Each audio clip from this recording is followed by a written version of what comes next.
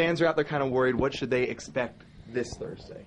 Well, I think the overwhelming likelihood is that the two sides will not come to an agreement, and that there'll be some version of the NFL locking out the players. There might be the NFLPA decertifying and the NFL ceasing operations, but it'll be some version of, the thing comes to a screeching halt, with the exception of the draft. You mentioned decertify. That seems to be like one of the hot buzzwords. Can you kind of, in layman's terms, explain what that might mean? Right. To make a long story short, it's not legal for a bunch of companies in the same industry to collude with each other. Mm-hmm. And one exception is they can work together in order to do labor negotiations. All right, so antitrust law doesn't apply there. So as long as the NFLPA is a union, then the 32 NFL teams can work together to set salaries and et cetera to work with them. If there's no union, then it's just 32 teams that are acting illegally to collude with each other. They did this back in 1989, mm-hmm. and the reason why they did that was because they wanted to sue the NFL under the antitrust laws, which they did, and they were successful. Then they recertified. The NFL is trying to say that, well, if they decertify now, that's just a sham, and they'll recertify again later, and so they should not be allowed to call themselves a not union during that time. So is that a viable option, or is that just going to be up to the courts? I think, frankly, this looks like it's heading to the courts, and that's unfortunate because once litigation begins, it just gets ugly, messy. It's very hard to have any kind of negotiations that can break through the impasse because you know how litigation goes. There's always one more win you might get and have an advantage, et cetera, and it takes a long time.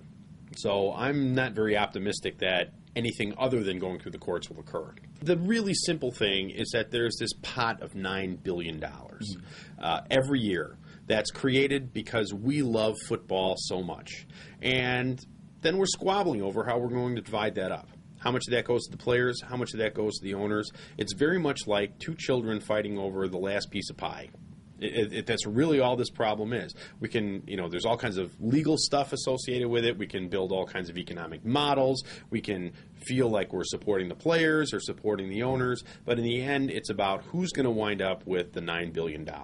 Period. It's really that simple. If you have a team with a new coaching staff, teams that didn't do very well, they get new coaches. You can't install a new offense and a new defense just beginning in July. Right. So I think teams like the Packers and the Bears and some others that have stable coaching and management are going to be at an advantage. And so that's already going to have an effect. I mean, that's going to start right with the main mini camps, et cetera. As we go longer and deeper into this, it's likely once we pass by this date, the March 4th date, which is not 100% that we're dead, but probably.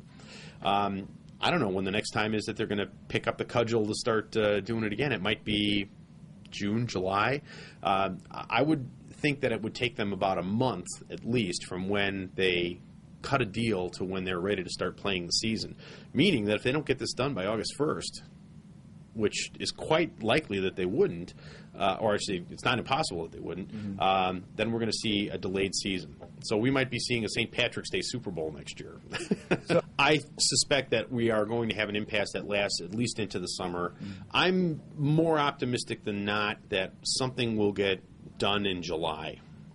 But if we get through most of July, I think this could be a long go, especially if it's tied up in the courts. The owners are claiming that the players' portion of the revenues are growing faster than the revenues are, and that financial disaster is in the offing. And in order to avert that financial disaster, they have to do something right now. I'm not sure I buy that. I think in the end, the players just don't hold as many cards as the owners do. The owners are much more likely to remain liquid during this impasse than the players are. The average player's career is about 3.5 years. It's about as long as a supermodel's career. And they have to take advantage of their window because there's players right behind them piling up. We're going to do the draft anyway. So I think that probably this is going to be resolved in a way that is more favorable to the owners than it is the players. It's not that the players don't have any cards to play, but that's the case. So I suspect that the owners are probably going to get something close to their 18-game schedule, although they're going to probably have to beef up their rosters a little bit. And they probably are going to figure out a way to put a cap on what the owners or what the players get. In a sense, what the owners want is the players to share in some of the risk of the business.